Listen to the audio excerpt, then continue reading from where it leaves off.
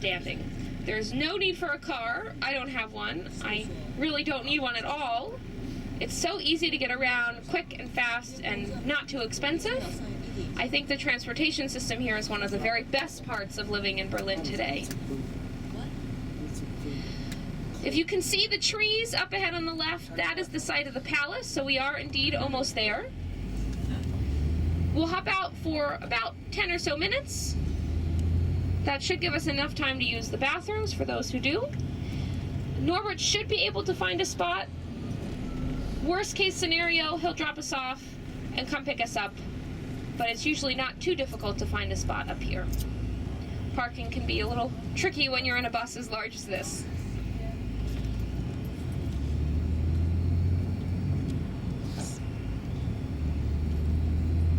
After we see the church in a little bit, Norbert's going to drive us to the very center of the city, and I wanted to take us on our first walk to see probably the most important sites in Berlin: the Reichstag, the Brandenburg Gate, and the Holocaust Memorial. And at the Holocaust Memorial then we'll have lunch, so we'll talk a little more about lunch later. I know those ships hardly feed you, so you're probably already, even now, ready for lunch. But we've got some sightseeing to do first.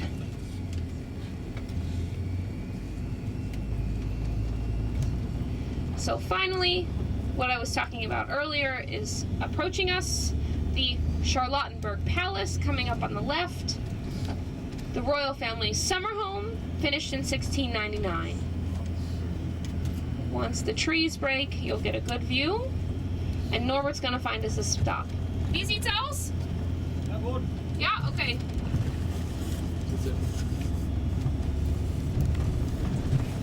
There it is.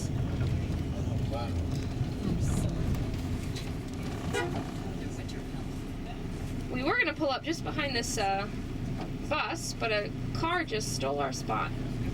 They're backing up? Okay. Norbert and I work together a lot.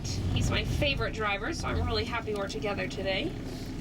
He is a very skilled driver, so we're in good hands. All right, let's head out.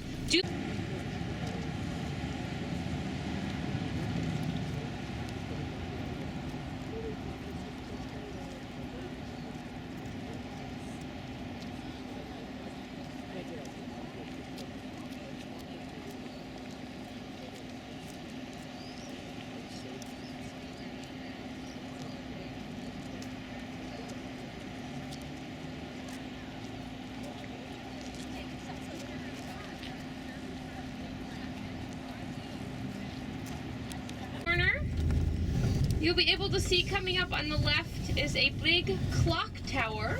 That is the Rathaus, or the town hall of Charlottenburg. So I mentioned already this district was called Charlottenburg. Every district in Berlin has its own town hall, and this building looks very different than anything else around it. And that is because at least part of it is the original. A good rule of thumb for Berlin is when the bombs fell, they destroyed the roofs and the insides, but oftentimes the exterior walls were still standing. So whenever possible, they would repair the facade, but completely redo the inside. That's what happened here. So sometimes in Berlin you see building that looks old from the outside, but is new from the inside. The rest of the neighborhood, though, is not so attractive. These buildings around us were all constructed after the war in the 1950s and 60s in a big hurry. There were still people living in Berlin, but so much had been damaged that there were very few apartments left. So the city tried to build as fast as they could housing, and that meant there wasn't much attention paid to the aesthetics of the buildings. So this neighborhood isn't very pretty, but it definitely is popular. There are a lot of families, especially, that live out here on the west side of the city. The west side of the city, by the way, is dominated by a very large park called the Tiergarten, or the Animal Garden. This was the hunting grounds of the royal family, the Hohenzollerns. We will drive through it later. But in the 1790s, they donated that land to the city, became its biggest public park. It still is that now. 50 years after that, the first zoo in Germany was constructed, and 40 years after that, in the 1880s, the zoo train station was built, which was the heart of former West Berlin, where Norbert is taking us in a few minutes. So here to our left is the Town Hall of Charlottenburg. And now I wanted to point out, if you look just ahead, you hopefully can be able to see a rather tall building. That is the Technical University. We're going to drive by it in a moment. There are 3 big universities in Berlin. There's also the Humboldt University, we'll see later, and the Free University, which is in the deep west, pretty far from here. I studied there when I was a student here. And it's called the Free University not because it's free, although it is practically free. It only costs about 400 euros per semester to go to school here. And that includes a subway ticket. And if you were to buy just a subway ticket by itself, it would almost be 400 euro. So it is practically free to go to school here. But it's called that because it was founded in the 1950s as a university free from the Nazi way of thinking, free from the Soviet way of thinking, a place where people could just learn. I do have one more thing to tell you, but before I do, you might notice over here to our left is a Scientology center. Germany is a free country. There's freedom of religion. The Berliners aren't really big fans of Scientology, but they are allowed to worship here. And the building was constructed really for Tom Cruise when he was here in town filming his movie Valkyrie, you might have heard of or maybe even seen, about an assassination attempt on Hitler's life. And if you follow Hollywood news at all, you know that he is a Scientologist, so that was built really for him when he was here. Now, we are about to drive by, on our right, the Technical University, and I wanted to add that the Berliners usually call the universities by their nicknames or their acronyms. So the Technical University to our right is called the TU, the Humboldt University we'll see later is the HU, and the Free University is the FU, which is not so polite to say. It is not quite as vulgar in German as it is in English, but still not something that you should probably say. And the president of the university wrote a memo and sent it to the faculty and staff asking everyone to refer to the university by its full name, never by its acronym. And I know this because a friend of mine works there. But you still hear the students referring to it as the FU from time to time. We're not going to head down there, though. It's a little too far away, but we will see the HU later. Now, from here, we are making our way towards the Kaiser Wilhelm Memorial Church, or the Kaiser Wilhelm Gedenkniskirche. And I did want to get out. I want to take you into the church. It's free. You can take photos, and it's worth a few minutes of our time. And it is now you're going to see behind the big skyscraper just up ahead. That is the bombed-out church. By the way, this skyscraper is the Waldorf Astoria Hotel. Brand new. They just finished it last year. But let me tell you about the church. So the church was built in the 1890s in honor of the Kaiser, the emperor, who had died a few years before. It was and still is a Protestant church. And it was bombed during World War II in November of 1943 by Royal Air Force bombers. And the Berliners made the decision to never repair it. So it stands as a reminder of the futility or the uselessness of war. There was a new addition built to it in the 1960s, made up of a bell tower on one side and a hall in the front, which we will visit in a few minutes. The old part has been turned into a small museum and has some photos of what the city used to look like compared to what it looks like now. And the new part is kind of gray and even a little ugly from the outside, but inside it's filled with beautiful blue stained glass. It's just gorgeous, very unique in Europe. So we've got the Zoo train station we're about to go under. Norbert is going to turn right, but if you folks look to your left, you'll see part of the park and also one of the entrances to the zoo. And it just occurred to me, I forgot to ask about the mic. Is it still tough to hear in the back? It's good now? Yes. Okay. Please keep me posted. If it is not good, please speak up. I definitely want to make sure you can hear me. I'll ask Norbert to turn the volume up. So there is the park and the zoo to our left. The church is straight ahead. Norbert's going to turn around and we're going to hop out and see that church. Now, I will be with you if you have any questions, but I wanted to say when you go in, make sure to look down. The tiles are very pretty, and please look up. The mosaic on the ceiling is just gorgeous. And then once you're finished in the old part, you can walk into the new part and see that blue stained glass. Before we get there though, I did want to point out the yellow pipes coming up to the left. Do you see those pipes there? Yeah. They can be found throughout the city, and those pipes are actually used to transport beer. No, I'm just kidding. They're not for beer. Make sure you're awake. The city of Berlin was built on a swamp. And in fact, the word Berlin is an old Slavic expression that means swamps. Whenever you dig to build anything here, you hit water right away. So those pipes are there to pump the water out of the ground so you can build the foundation safely. When the pipes aren't needed anymore, they're portable. They're moved to the next construction site. So I guess they figured if they were only going to be there for a few months at a time, it wouldn't make sense to bury them. And they're painted different colors based on the company that owns them. So there are some yellow pipes we just saw. We will also see pink, purple, blue, and silver pipes later. So there are a lot of them in the city. Norbert in a moment is going to turn left onto what is probably the most famous street in former West Berlin, called the Kurfürstendamm, which the locals like to call the Kuhdamm. This is the main shopping street when the city was divided. Still a very fun, lively area, one of the most crowded in the city. But if we were to drive straight for about 3 blocks, we would be at my apartment. We're not going to my apartment. I don't think we'd fit. My apartment is pretty small, but I like to mention it because people are often curious about the cost of living in Berlin. So first let me describe my apartment briefly, and then I'll tell you how much I pay in rent. So my apartment is in a little quiet residential neighborhood. It's well connected to the subway. It's not considered trendy, but it is safe, and I really like it. My apartment is small. It's about 38 square meters, which is just under 400 square feet. It's a little studio, just enough for me and my dog. And I pay in rent with utilities about 400 euros a month. That's just over 500 US dollars.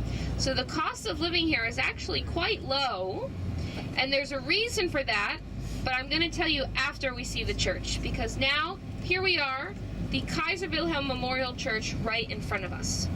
The bottom half of the old part is covered with a white, sort of odd scaffolding. It doesn't look like scaffolding, but it is. They are cleaning the building. They're not repairing it, they're just cleaning it. And it's annoying that it's covered at all, but let me tell you, we're pretty lucky, because the last 2 summers, it was covered completely. You couldn't see any part of the building. And it was very difficult talking about a church when no one could see it. So I'm happy we can see the top from here. Now, Norbert is going to stay in this location. I would ask a pretty interesting sculpture that's meant to represent the 4 Allied powers who are all tangled up in each other, but they could never quite connect. Now, I just mentioned a few minutes ago how the cost of living in Berlin is low, but there are definitely some upscale shopping opportunities to be had. And coming up is the most famous store in Berlin, the largest department store in continental Europe, called the Kaufhaus des Westens, or the KaDeWe. It means Department Store of the West, and it is coming up here just on the right. Now, I can tell you from experience, at the top of that building, there it is, the KaDeWe, is a food area, like a gourmet grocery store, and it is the only place in the city where I can find American peanut butter. So if I'm really desperate for a jar of Jif, that is where I have to go. But I have to be very desperate because a small jar costs about €9, which is over 12 US dollars. But anyway, enough about peanut butter. From here, we're going to head to a government area where you have also a lot of embassies. Specifically, we're going to drive by the CDU headquarters. And I wanted to talk about politics for a moment. Are we still good in the back with the mic? You guys good in the back with the mic? Yeah. Yes? Okay, thank you. So the CDU stands for the Christian Democratic Union, and they are a little bit to the right of the political spectrum, a little more conservative. The head of the CDU is a woman you probably have heard of, Angela Merkel. She's the chancellor of the country, the one in charge, and we're going to pass by her party's headquarters in just a moment. The other major political party in Berlin, or in Germany rather, is the SPD, or the Social Democratic Party, and they're a little to the left, a little more liberal. The mayor of Berlin, Klaus Wowereit, is a member of the SPD party. There are, though, other political parties in Germany. For instance, there's Die Linke, which means left. They're even a little further to the left. And also the Green Party. You can imagine the Green Party is mostly concerned with environmental issues. And what usually happens during an election is that either the SPD or the CDU will get a lot of votes, but not enough for a majority. So they form a coalition with one of the smaller parties to get a majority to be able to get things done. There is an election coming up in the fall. I believe it's in October. And Angela Merkel is running again for chancellor. She can run as often as she wants. There's no term limits. And she is really very popular in the country. She's seen as a no-nonsense woman who really gets the job done. And I am pretty certain that she'll get reelected. So coming up on the left, past the trees, the kind of triangular building there on the corner, that is the CDU headquarters. And that has been nicknamed the Titanic because it does look like a big ship. It's relatively new, built, I believe, in the late 1990s. So there it is on the left, the CDU headquarters. Now, just up ahead, we have the park that I mentioned earlier, the Tiergarten. I think I said already it started out as the hunting grounds of the royal family. Tiergarten means animal garden. But it became the city's biggest public park in the 1790s. To give you a sense of how big it is, I can say that it is about 1,200 acres. For comparison's sake, Central Park in New York is 800 acres, so it's significantly larger than Central Park in New York. And you can imagine it is very popular in the summer. I'm sure it is really crowded today. It's always filled with people picnicking and barbecuing and bike riding, and there are even a couple little lakes in the park that you can rent a rowboat and row along in the middle of the Tiergarten. Now, just up ahead, we're going to drive by in a moment. You hopefully noticed the Victory Column, or the Siegessäule. That was put up by the Prussians in the 1870s to commemorate their three big victories in Europe, over the French, over the Austrians, over the Danes. But they put it in front of the Reichstag. Norbert's taking us there soon. The Nazis moved it where it is now to the middle of the park because they were redesigning the city. They wanted to create a new world capital they called Germania, or Germania, that was going to be based on a north-south, east-west axis. And the Victory Column would have been part of the east-west axis. It was never moved after that. This is where the Nazis left it, and it acts as a traffic circle today. Können wir in der linke Spur fahren? Dann wir sehen es besser. Danke. So, the sculpture on the top is known as Nike, the goddess of victory. And the sculptor who designed it based it off of his daughter, a girl named Elsa. So the Berliners call that the Golden Elsa. And I've also heard it referred to every once in a while as the chick on a stick. There is a spiral staircase that takes you to the top. And from up there, you get a great view of Berlin. And every time there's a marathon or a race or a parade, it usually goes right through the middle of the park, right alongside the Victory Column. Now, the street that's coming up on our right leads to the Brandenburg Gate. So if you look down, you should be able to see the gate, although don't worry about photos because we're going to come to the gate on foot in just a little bit. There it is, down that street. But for now, Norbert is going to take us by another palace called the Bellevue Palace, or the Schloss Bellevue, and that is where the president lives. It's coming up on the left. The president's name is Joachim Gauck. You have probably never heard of him, which is totally okay because he's not really all that important. he is like a figurehead in Germany. I like to think of him like the Queen of England. There's no royal family here, but the Queen represents Germany, just like he represents the country. Dürfen wir hier rechts? Yeah, okay, good. So there it is. And if you see the flagpole in the top middle there, there's no flag flying. That means he is away on business. Well, maybe he's away on vacation since it's a long weekend.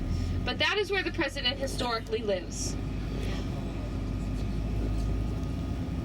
So just to finish that thought, he represents Germany just like the Queen represents England, but it's the Chancellor, Angela Merkel, who really has the power. He doesn't really have too much say politically. To our left is the Spree River. The Berliners would call that the Spree, and just about every major European city was built on a river. Back then, these rivers were important for trade. These days, not so many things are traded on them, but rather people. They're very popular for the boat tours. We are on the other side of the park, and coming up in a moment is one of the most interesting, maybe even the strangest building in Berlin, called the House of the Cultures of the World. It is a cultural center. It's a place for shows and events, galleries, but I like it because of its nicknames. It's got two, both of which I think are pretty clever. So here it is to the left, the House of the Cultures of the World, and the Berliners call that either the Pregnant Oyster or Jimmy Carter's Smile. Oh, funny. I'd like to know who came up with that one. That one's really a good one. All right, next we've got to our left a bell tower. You should be able to see it momentarily. This was given to the city in 1987 by the Mercedes-Benz company, there it is to the left, as a bell tower of peace. Since it is a bell tower given by Mercedes-Benz, the Berliners call that Big Benz. That one's not quite as clever, but still worth a mention, I think. All right, so Norbert next is going to drive us by the Reichstag, and we are going to go a little further to point out a few more things, and then we will hop out of the Reichstag and take our first walk. The Reichstag, we will see in a moment on the right, was built as the Parliament in the 1890s. It is probably, though, most well known because it was set on fire on February 27th, 1933, 1 month after Hitler had come to power. The Nazis believed that a Dutch anarchist by the name of von der Lubbe started the fire, but most historians think the Nazis themselves probably did it because the fire played so perfectly into Hitler's plans. And by that I mean Hitler used the fire to convince the president, von Hindenburg, that the fire was the start of a communist revolution. The idea being the communists had just taken over the building. What was next? Clearly this was a state of emergency, and he requested emergency powers. The president believed Hitler's version of the events, granted him these powers, and with these powers Hitler could do whatever he wanted. So the fire was an important turning point in helping Hitler to take complete control. The fire did not destroy the building completely. It was still standing when the Nazis were in charge, but Hitler was a dictator. He didn't have any need for a parliament, so the building was primarily empty. And even though it was empty, Stalin felt that it was very symbolic of the German Empire as a whole, so he ordered it captured. So a lot of the fighting that took place at the end of the war in Europe happened right around the Reichstag. There it is to the right. And then, when the Berlin Wall was constructed, the wall was built just behind the Reichstag, which meant that the Reichstag was a few steps in West Berlin. But the capital of West Germany was not in Berlin, it was over in Bonn, and Bonn had its own parliament building. So for the years when the country was divided, the Reichstag was also empty. But in the 90s, the capital was moved back, they renovated the exterior, redid the interior, and added the dome, done by an architect named Sir Norman Foster. We're going to get out here in a few minutes, but first let me say to the right is what's called the Paul Löbe House. That's where a lot of the politicians work. Their offices are in that building. And to our left is the Chancellery. That is where Angela Merkel has her office, as well as an apartment if she needs to spend the night. The two buildings I just mentioned were built in the 1990s after reunification, and they're connected underground, so you really don't see anyone important walking above, but the buildings I think are quite impressive. Now to our left is the Swiss embassy, part of which is the original, the only embassy in this immediate area. And across the way, just up ahead, is the Hauptbahnhof, or the main train station. This was finished in 2006. And one thing to keep in mind about Berlin is that when the city was divided, each side had its own stuff. Its own airport, its own zoo, its own opera house, its own train station. Now that the city's back together, it's kind of silly to have multiples of everything. So there's been an attempt to bring the city back together in terms of its infrastructure. So they succeeded in building a brand new train station in the geographic center of Berlin. The problem is, this is very close to where the Berlin Wall used to run. We are going to cross the border soon. So other than the train station, there really isn't a lot in this area. You can see there's some construction, they've recently built some hotels, but it's very unique. In most European cities, if you arrive somewhere by train and you leave at the main train station, you get out and you're right in the downtown. This in time for the World Cup in 2006, and they were a little behind schedule. So to finish it on time, they ended up making that tunnel shorter. What they didn't realize until later is that the piece that they removed, that they cut off, would have actually been the piece that would have covered the first class wagons. So if it's raining, it's the first class passengers that get a little wet. Now, coming up to the right, if you can look in the distance, is a group of big tall buildings called Potsdamer Platz, or Potsdam Square, known as the financial center of Berlin. We will come to that a little later, I'll tell you more about it then. But I'd like to mention from here that big white canopy. Do you see that in the distance? It looks like a circus tent almost. Yeah. Yeah? That is the Sony Center. Sony's European headquarters are here in Berlin, and that was made to look a little bit like Mount Fuji rising from the buildings. It's one of the most unique architectural structures in the city for sure. But we'll see more of that area a little later. Du kannst danke. So the next thing to point out is a little tough to see. If you don't see it, don't worry, we're going to see it on foot later. But if you look to your right, in the sidewalk itself is a brick path running alongside the fence. Does anyone see that? It's now right next to the fence. It's going to move a little away from the fence right now. That is the path of the Berlin Wall. That is put as a reminder to tell us where the wall used to be, which means for the first time since we've met, we've crossed into the east. But Norbert's going to take us back to the west right now. And I would like to ask if you're up for a dirty joke. Are you up for a dirty joke today? Maybe, hopefully? Yes. Do you see to the left, there's two round structures behind that light blue wall? That is where the parliament sends their kids. That's the kindergarten.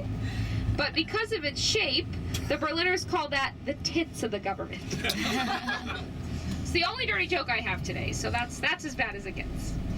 All right, so Norbert is going to let us out, and we're going to go on our walk. It's going to take us probably half an hour, maybe a little longer. We're going to go slow and take some photos, and then we're going to have some lunch.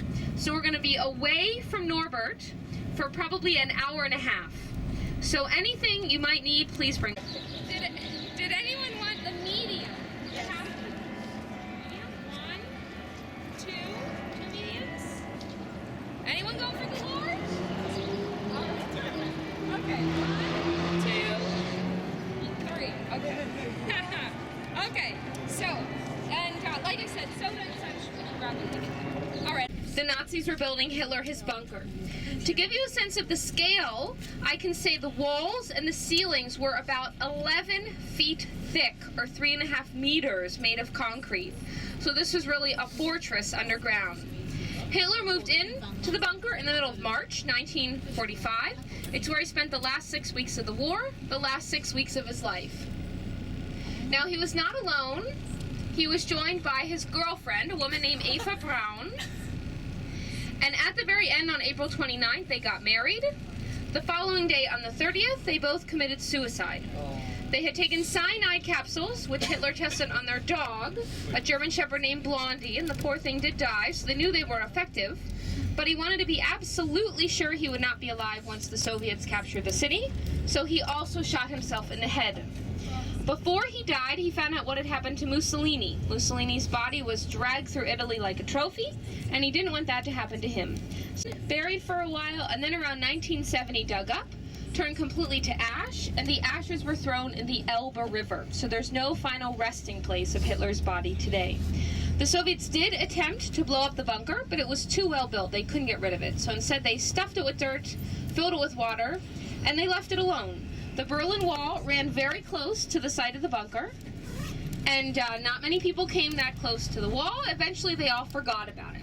Until the 1980s, when the East German government started to build the apartment buildings all around us with the orange roofs, and they decided once and for all to get rid of that bunker. So in 1988 they dug it up, and they drilled thousands of holes into the very thick ceiling until it became too weak and it collapsed in on itself.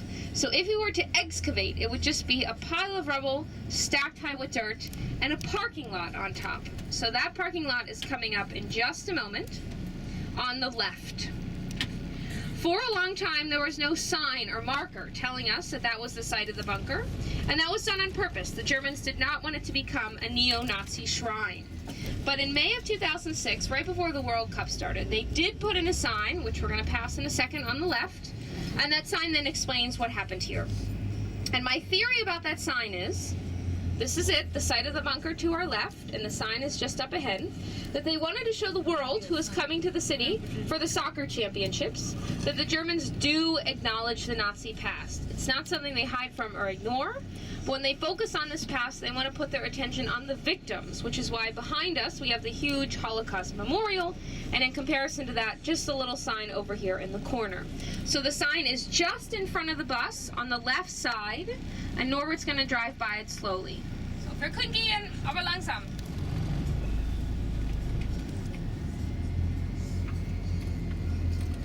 30 miles per hour something. The other thing I like to mention while we're going by the bunker is a movie recommendation. If you happen to be interested in this history, there was a really excellent film made a few years ago called Downfall, or in German, Der Untergang, and it talks all about what happened in the last days of the bunker. It is very good, very historically accurate. I can't recommend it enough, and you should be able to find it pretty easily with subtitles. Now from here, we are going to cross the border for just a few minutes to see an area called Potsdamer Platz, which we saw in the distance. This is a neighborhood to our left, these new modern buildings, called Potsdam Square. It's called Potsdam Square because it's where the Potsdam Gate used to be. The gate no longer exists, but we remember the gate with the name of the square. So as we cross this next street, you will see the brick path. So we're going back into the west for just a few minutes. Now, in the early 1900s, Potsdamer Platz was one of the busiest intersections in all of Europe. It was often called the Piccadilly Circus, or the Times Square of Berlin.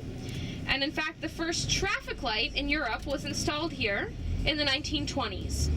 But during World War II, the area was completely flattened, and when the wall went up, it went right through Potsdamer Platz. So for a long time, nothing could be built here. But when the wall fell, you had this really amazing situation. There was a big piece of land right in the center of the city with nothing on it. So architects came from around the world to redesign Potsdamer Platz, and it became known as the Architects' Playground. It's also the financial center of the city today. So we have a couple important companies here, including the Sony Center. This is the bottom part of the Sony Center, the glass building to the left. And once we drive around, I will also point out the Deutsche Bahn, the German railway headquarters, as well as the Daimler building, formerly Daimler Chrysler. But first, Norbert is going to take us through an area called the Kulturforum, or the Culture Forum, which is a collection of cultural buildings here in the west. And to our left, that building with the yellow facade, that is the Berlin Philharmonic. built by Sharoon in the 1970s. The construction site right beside us, they are now building the monument to the handicapped victims of the Holocaust. That's what they're working on right there. On the other side of the Musical Instrument Museum, or excuse me, on the other side of the Philharmonic is the Musical Instrument Museum, one of the most unique museums in the city. And also at this location we'll pass by in a moment is the Museum of the Applied Arts, the new National Gallery, as well as the Gemälde Galerie, which is famous for its Renaissance paintings. This is a little bit like the West's version of Museum Island, but I would say that Museum Island is really much more impressive than this area, and we're going to come to Museum Island at the end of the day on foot, so we'll see that soon. As we turn the corner, you should be able to see Mount Fuji, and behind Mount Fuji is a very tall glass building. That is the Deutsche Bahn, the German railway headquarters. And across from it, on the right side, the big brick one, that is the Daimler building, formerly Daimler Chrysler. Under the Sony Center is also an 8-screen English language movie theater. It's one of the only places in the city that has air conditioning, so might be heading there tomorrow. It's gonna get even hotter. There are also lots of stores, a big mall here, and another movie theater as well. Every time there's a Hollywood premiere, it always happens here at the Sony Center. And every year in February is the Berlinale, a big film festival that happens here as well. Legoland is to our left. You see that big Lego giraffe. And in the median, you've got a kind of red carpet. That is Berlin's Walk of Fame. And those stars you might be able to see on the ground, those have names of German actors, directors, and producers written on them. Now Norbert's going to turn right to take us down to the Berlin Wall, but if you look to your left on the other side of that giant advertisement, that is the Canadian Embassy. I think there are a couple Canadians on the tour today, so I didn't want to forget. The maple leaf flag is flying right over there to the left. So we are crossing back over to the east side on our way to the wall. Now, as of a few days ago, there's been a little bit of construction here, so we're going to have to walk just a little further than we normally would, but I'm hoping you can muster up the energy because we're going to go from the wall to Checkpoint Charlie. I do want to give you a little bit of time at the wall. There's quite a bit to see, as well as a free bathroom. So I think we'll be away from Norbert for about a half an hour. So anything you might need, please, of course, bring with you. Anything else you can leave here. And we will see the wall momentarily. I will wait until we get there to tell you all about it. And the important part of this specific piece of the wall is the double history that's located there, because the land we're about to visit is also the site of the SS and Gestapo headquarters of Nazi Germany. So there's really a lot of history here. Once I tell you all about it, we will have some time to walk around. Was machst du? Huh? Machen wir wie letztes Mal? Ja. Okay. To remind us that there once was military presence here. Now, Norbert is turning on to Friedrichstrasse next. And Friedrichstrasse today is known for all the shopping that can be done. But if we had been here in the 1920s, this would have been the site of the cabaret mile of the Roaring Twenties, or the Germans would say the Golden Twenties. So on this street there are over 250 different theaters, restaurants, cabarets, cafes, everything you can imagine. It was a really wild place. But In the 1920s, there was also a big depression going on that I told you about earlier. So the question becomes, if no one had any money, how could they afford to go to the theater? The reason was the money depreciated so quickly, it lost value hourly. So it didn't make any sense to save money because by the next day it would be worth nothing. So instead, people would get paid, rush to Friedrichstrasse, and spend their money, try to have a good time, forget about their worries, and that's how the street became so popular. It was also on the street that the German film actress Marlene Dietrich was discovered. She was working at a cabaret with only one line. She must have delivered this one line spectacularly because the German director von Sternberg saw her in this play, thought she was great, had her audition for the movie that would become The Blue Angel. It was the first film produced with sound in Germany, and it was a huge hit. On the night of the film's premiere, Dietrich was actually not present at it in Berlin because she was already on a boat on her way to the United States, where she'd become a famous actress in Hollywood. Once Hitler came to power, though, he really shut down all of these cabarets, and the street lost really all of its flair. And today, it's a nice street. There's some good stores, but it's definitely not exciting like it used to be. Now, from here on out, we are going to focus on the older part of Berlin history. And Norbert is taking us next to what is perhaps the most beautiful square in the city, called Gendarmenmarkt, coming from the French word gendarme, which means police officer, and a long time ago there were police barracks in this area. The French influence comes from the fact that in the early 1700s, a lot of French Huguenots, or Protestants, were fleeing religious persecution in France, but they were welcome to settle here in Berlin. Berlin was Protestant, and they felt comfortable here, and moved right into this neighborhood. Once they arrived, they built themselves a church called the Französischer Dom, or the French Cathedral, which we'll see in a moment, which was and still is a Protestant church. When they were finished, the Germans said, well, that's not really fair, we want a church too. So they built an identical church on the other side of the square, called it the Deutscher Dom, or the German Cathedral, and that was a Protestant church, although not anymore. Now it is a museum about democracy in Germany. The square was finished in the early 1800s with the Konzerthaus, or the concert hall, done by an important Berlin architect named Karl Friedrich Schinkel. I'll mention Schinkel's name a few more times today. He did a lot in Berlin. The concert hall is indeed still functioning as the concert hall, and it's coming up here in a moment, just to our left. The square is used in the summer for a lot of outdoor concerts, and in the winter there's a Christmas market on the square. It's really the most beautiful in the city. So coming up just ahead, you can hopefully see, or will in a moment, the French Cathedral. And the German one is going to sneak up on us to the left.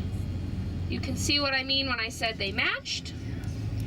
And the concert hall is in the center. This is a very upscale neighborhood in Berlin. The apartments here are going to cost a lot more than my apartment does in the West. There are also a lot of fancy restaurants and hotels here. So this is one of the nicest parts of town.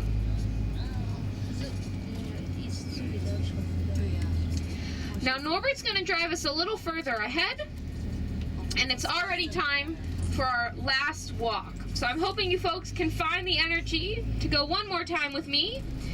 Like I said, there's a lot of things that we'll see we can't see from the bus, and we will have a free bathroom coming up pretty soon, in case that beer is starting to kick in.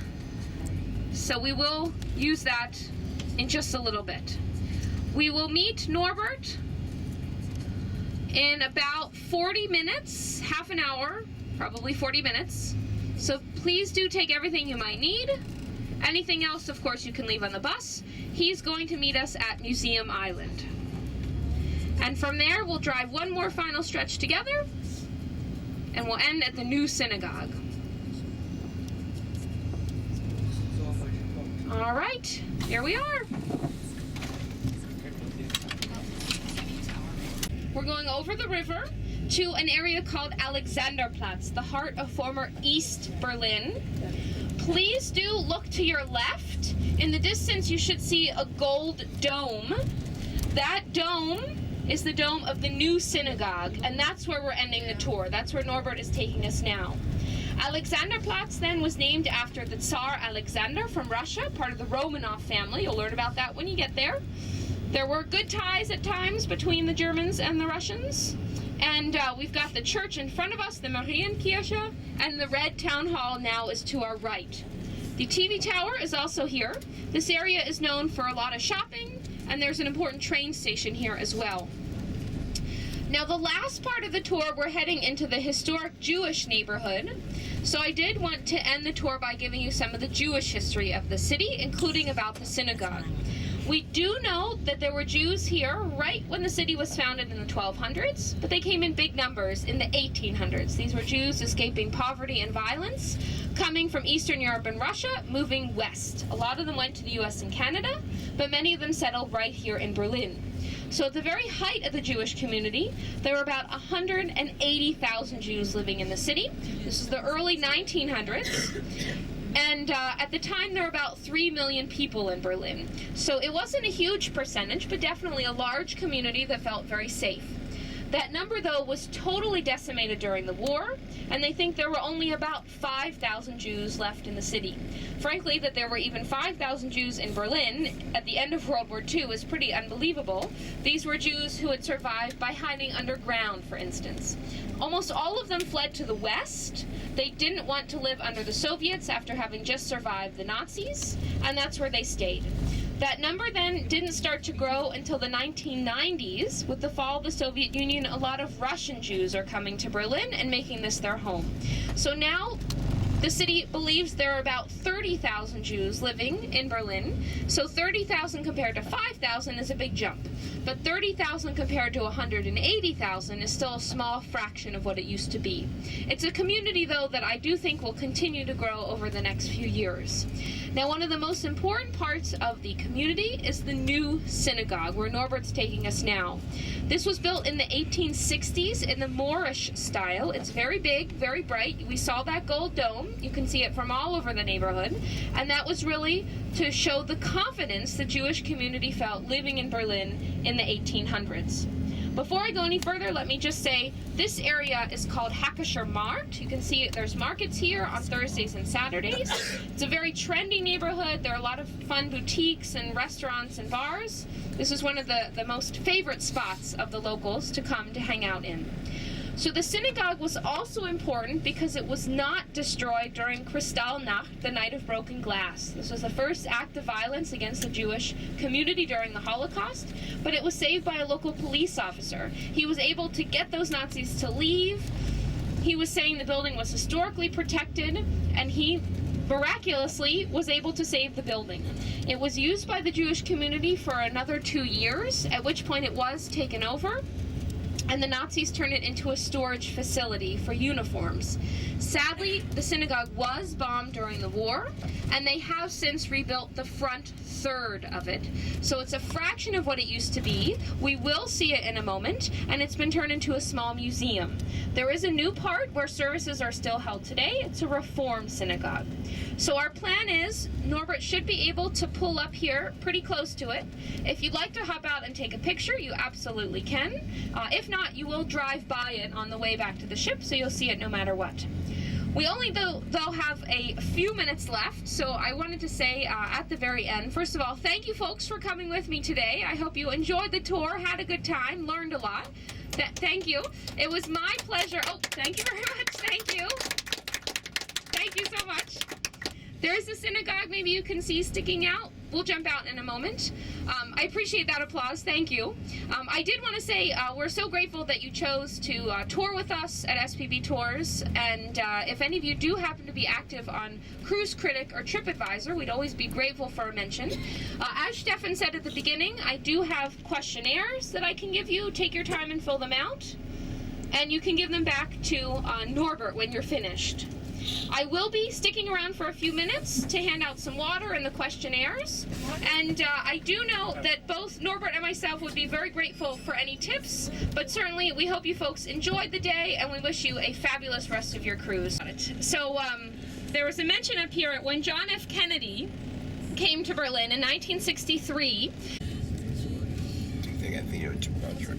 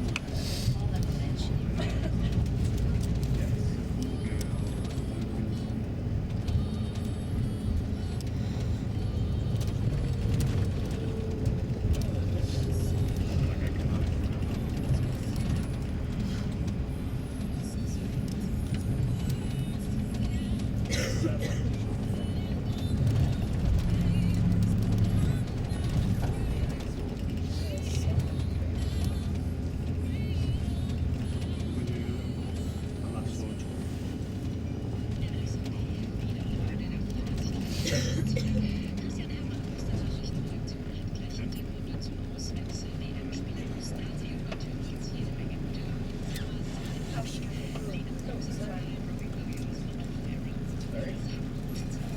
if I go back there.